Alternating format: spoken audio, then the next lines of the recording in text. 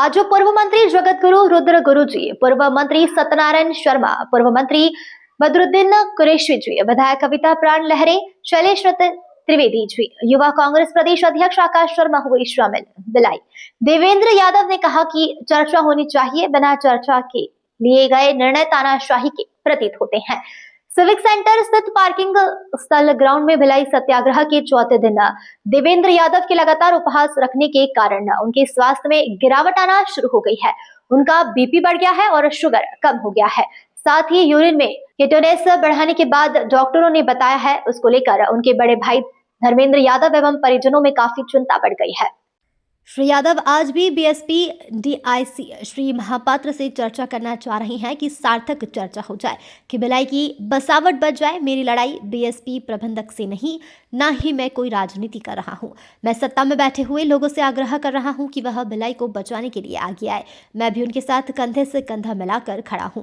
आज भोजपुरी परिषद के प्रभुनाथ बैठा एवं छत्तीसगढ़ सिख पंचायत के अध्यक्ष जसबीर सिंह चहल भी अपने सिख समाज के साथियों के साथ धरना स्थल पर देवेंद्र यादव को अपना समर्थन देने के लिए पहुंचे।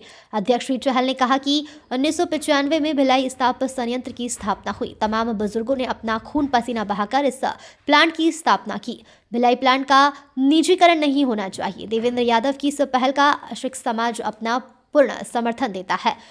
भिलाई मिनी इंडिया है। सेक्टर 9 अस्पताल, मेत्री बाग स्कूल का निजीकरण नहीं होना चाहिए। इस सत्याग्रह में सिख समाज देवेंद्र यादव के साथ खड़े हैं। पूर्व मंत्री सत्यनारायण शर्मा जी ने कहा कि जो लोग भिलाई के लिए अनशन पर बैठे हैं, भिलाई के लिए इसकी बसावट के लिए आंदोलन कर रहे हैं, उनसे चर्चा करने के लिए आगे तो आना चाहिए, लेकिन उनकी हठ धर्मिता उनकी सोच को दर्शाती है कि वह किस तरीके से सरकार के दबाव में है।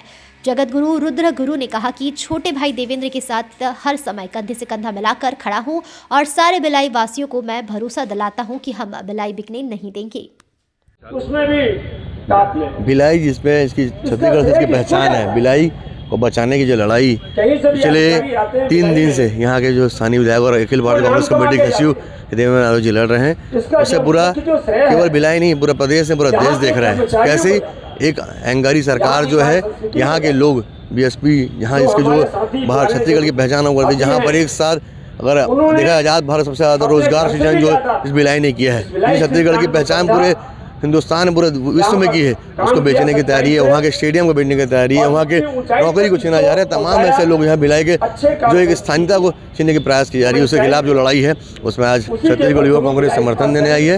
और ये लड़ाई केवल जो है इस प्रांगण तक नहीं है, ये लड़ाई धीरे धीरे छत्तीसगढ़ के हर कोनों तक पहुँच रही है, देश को तक पहुँचेगी। क्योंकि आज ये भिलाई बेचने की बात कर रहे हैं, कल ये बचेली बेचेंगे। धीरे धीरे इनकी योजना ये है कि छत्तीसगढ़ को निजीकरण किया जाए और चंद उद्योगपति के हाथ में दिया जाए। इसका तमाम विरोध प्रदर्शन जारी है। आज ये आंदोलन यहीं समाप्त नहीं होगा, कल पूरे प्रदेश भर में छत्तीसगढ़ युवा कांग्रेस इसी मुद्दे को लेकर देश के प्रधानमंत्री नरेंद्र मोदी का पुतला दहन करेगी। भूख हड़ताल का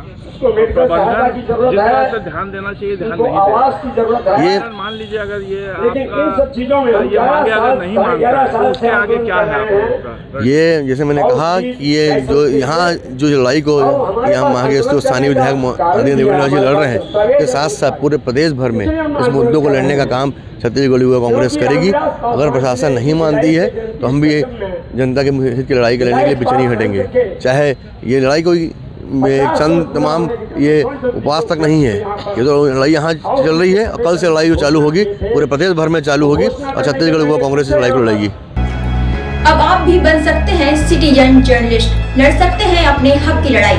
अपने हक की लड़ाई में चाणक्य न्यूज इंडिया है आपके साथ। आज ही प्ले स्टोर से डाउनलोड करें Chanakya news India mobile app. उसके बाद मेरा पोस्ट पर जाकर अपडेट करें फोटो के साथ।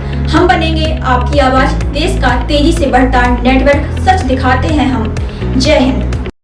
बच्चों के भविष्य से खिलवाड़, ग्रामीण क्षेत्र में गुम विकास, न्यायिक क्रिया में भेदभाव, दबी हुई गरीबों की आवाज, पर अब होगी जनता की बात।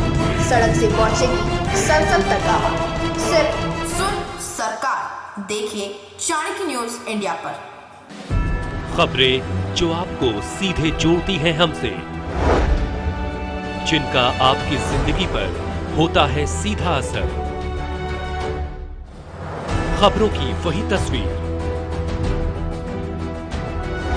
बिना बदले बिना डरे जज्बा सच का लिए सच दिखाते हैं।